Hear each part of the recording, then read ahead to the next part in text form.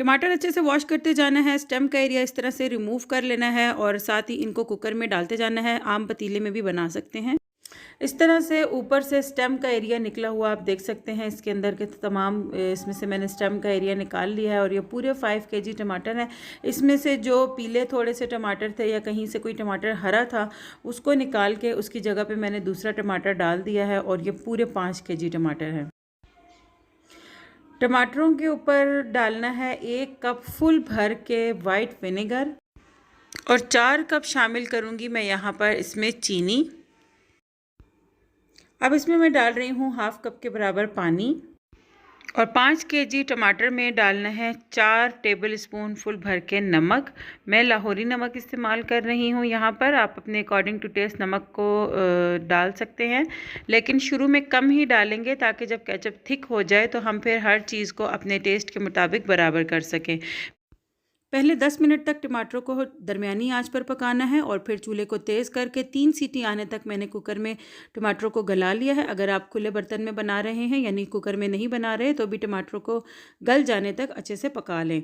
उसके बाद इस तरह से अलग बर्तन में केचप का सारा पानी छान लेना है और ये जो बचे हुए टमाटर हैं इनको जग में डालकर अच्छे से ग्राइंड करना है और हर बार टमाटर डाल के 5-5 मिनट तक ग्राइंडर को बहुत अच्छे तरीके से चलाना है।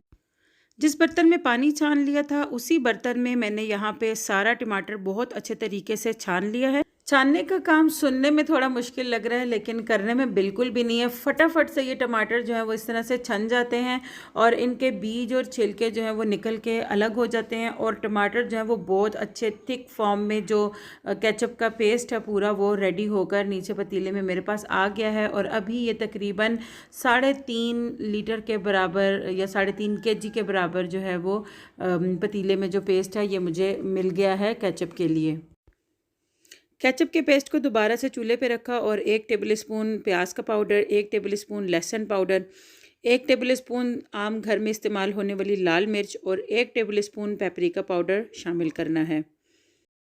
आमतौर पर जो केचप बनाया जाता है उसमें साथ में ज़ैंथम या ग्वारगम नाम का केमिकल भी इस्तेमाल होता है और एक सोडियम बेंजोएट नाम का केमिकल इस्तेमाल होता है, जबकि एक मेटाबॉयसल्फाइड नाम का एक कोई केमिकल होता है वो भी इस्तेमाल किया जाता है। मैंने अच्छी तरह से रिसर्च की पहले इन सारे केमिकल पर, तो मैंने ये फ़ैसला किया कि मैं इसमें केमिकल का इस्तेमाल नहीं करूँगी। मैंने एक दफ़ा पहले केचप बनाया था जिसके अंदर मैंने एक टिप इस्तेमाल की थी जिससे ये बिल्कुल भी ख़राब नहीं होता, तो मैं आपको आगे चलकर बताऊँगी। इसमें सिर्फ 1 टेबल स्पून लहसुन पाउडर और 1 टेबल स्पून प्याज का पाउडर शामिल किया है और प्याज यहाँ पर कच्चा मैंने शामिल नहीं किया क्योंकि प्याज डाल देने से आपके केचप की शेल्फ़ लाइफ बिल्कुल ख़त्म हो जाएगी।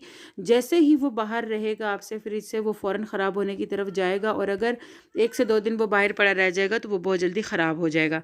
अब मैंने इसमें थोड़ी सी टेस्ट के लिए काला नमक डाल दिया है, अगर आपके पास हो तो डाल दें, नहीं तो कोई ज़्यादा ज़रूरी नहीं है।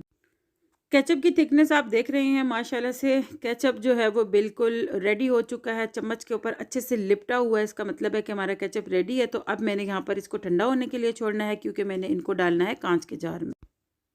केचप के ठंडा हो जाने के बाद मैंने इनको 2 कांच के जार में भर लिया है। एक में मैंने तकरीबन 2 केजी के बराबर केचप डाला है जबकि एक में 1 केजी के बराबर केचप पूरी आ गई है।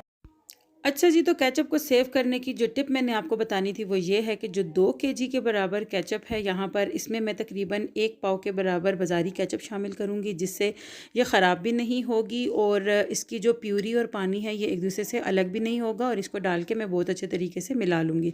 इसी तरह जो 1 केजी के बराबर मैंने जार में केचप डाला है उसमें मैं तकरीबन हाफ़ कप के बराबर बाज़ारी केचप शामिल करूँगी जिससे वो देर तक ठीक रहेगी। और अभी जो है वो 1 केजी वाला केचप हम यूज़ करेंगे जबकि 2 केजी वाला जार मैं फ्रिज में रख दूंगी। वीडियो पसंद आई है तो चैनल को सब्सक्राइब, वीडियो को लाइक और शेयर ज़रूर कीजिए। अपना अपने इस चैनल का बहुत सारा ख्याल रखिए। अल्लाह हाफिज़।